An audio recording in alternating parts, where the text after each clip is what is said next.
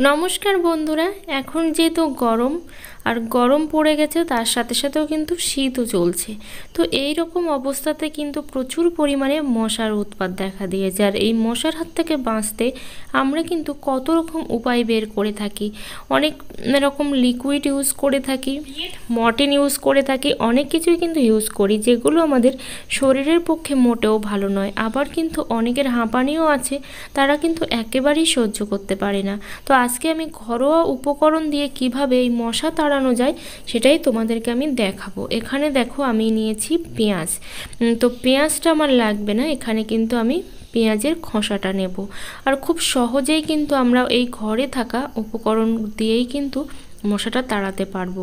তো এই পেঁয়াজের খোসাটা আমরা সবাই জানি কতটা উপকারী, সাথে সাথেও কিন্তু আমাদের চুল কালো করতেও কিন্তু প্রচুরভাবে হেল্প করে।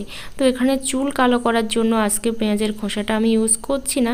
আমি আজকে কিভাবে মশা তাড়ানো যায় তার জন্যই কিন্তু পেঁয়াজের খোসাটা ইউজ করছি। আরও বেশ কয়েকটি উপকরণ নেব, সমস্ত উপকরণগুলো কিন্তু আমাদের রান্নাঘরেই থাকে। আর যেসব বন্ধুরা আমার চ্যানেলে নতুন, অবশ্যই চ্যানেলটা সাবস্ক্রাইব করে পাশে থেকো, অল নোটিফিকেশানটি অন করে দিও নিত্য নতুন ভিডিও পাওয়ার জন্য। আর যারা অলরেডি চ্যানেলটা সাবস্ক্রাইব করে দিয়েছো সবাইকে জানাই অসংখ্য অসংখ্য ধন্যবাদ।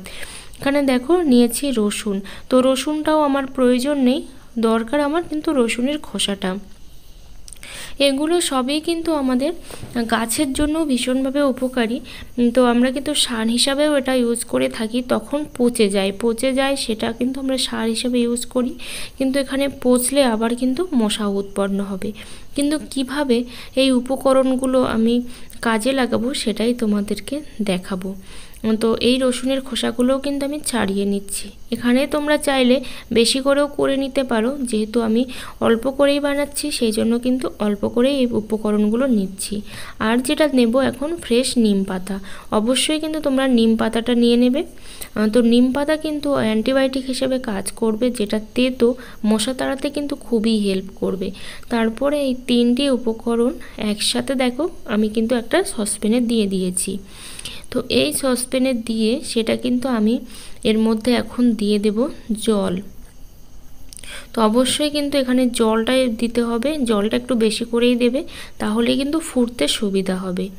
এবার এইটা আমি কিন্তু এখন গ্যাসের ওপরে বসিয়ে দিয়েছি আর বেশ কিছুক্ষণ ধরে কিন্তু ফোটাবো, যতক্ষণ না পর্যন্ত এই উপকরণগুলোর মধ্যে যে নির্যাসটা আছে সেটা বেরিয়ে আসছে, ততক্ষণ পর্যন্ত কিন্তু ফুটতে দিতে হবে।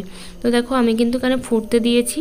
আর আস্তে আস্তে দেখতেই পাচ্ছ একটা কালো কালো ভাব কিন্তু চলে আসছে, কারণ এই তিনটি উপকরণের মধ্যে যে গুণাগুণ আছে সেই গুণাগুণই কিন্তু বাইরে চলে আসছে। তো কিছু একটা দিয়ে কিন্তু নেড়ে চেড়ে দেবে, যাতে করে খুব ভালো করে এর যে নির্যাস আছে সেটা যেন বাইরে চলে আসে। এবার আমি এটা ঠান্ডা করতে দেব।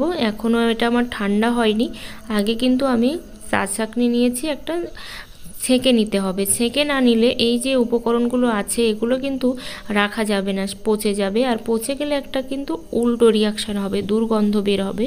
তো সেই জন্য কোনো রকম কিছু যেন না পড়ে সেই জন্য কিন্তু আমি চা ছাঁকনি দিয়ে ছেঁকে নিয়েছি। তারপর এখন দিয়ে দিচ্ছি ডেটল। ডেটলও কিন্তু আমাদের মশা তাড়াতে খুবই উপকারী। আর আমরা তো স্নানের জলে ডেটল দিয়েই থাকি। আর যে জলটা রেডি হচ্ছে এটা কিন্তু কোনো খারাপ জল নয়, কারণ যে উপকরণগুলো দিচ্ছি সবই কিন্তু আমরা ইউজ করে থাকি। তো এর মধ্যে আমি দিয়ে দিচ্ছি শ্যাম্পু।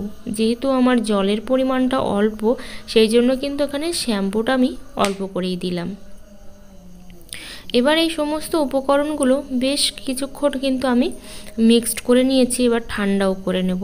তারপরে দেখো এর মধ্যে দিয়ে দিচ্ছি এখন কর্পূরটা পড়ে গেছে কিন্তু এটা মিশে যাবে এর মধ্যে।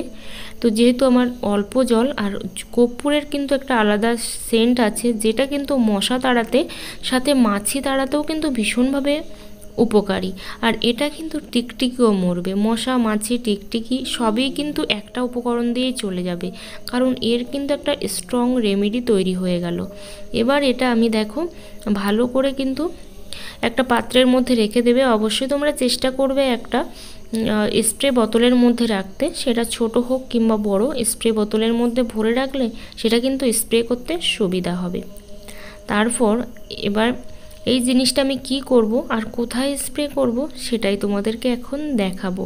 তো কোনো রকম মর্টিন লিকুইড এগুলোর কিন্তু প্রয়োজন পড়বে না। তো এইভাবেই দেখো আমি নিয়ে রেখেছি, আর এটা কিন্তু একেবারেই ঠান্ডা, অবশ্যই সেই দিকটা কিন্তু খেয়াল রাখবে যেন ঠান্ডা হয়। তো চলো, এই দেখো রান্নাঘর কিংবা অন্যান্য অনেক ঘর আছে যার কর্নারে কিন্তু বা স্টোররুমের নিচে কিন্তু অনেকটা জায়গা অন্ধকার থাকে, যেসব জায়গায় কিন্তু খুব সহজেই মশা জমে থাকে। আর মশা জমে থাকলে কি হয়, সেখান থেকে মশা বেরিয়ে কিন্তু আমাদের প্রচণ্ডভাবে অ্যাটাক করে। তো এই সব জায়গাগুলোতে কিন্তু স্প্রে করে দিতে হবে।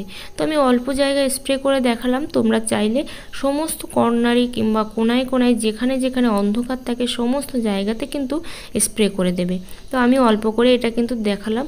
অবশ্যই যদি ভিডিওটা ভালো লেগে থাকে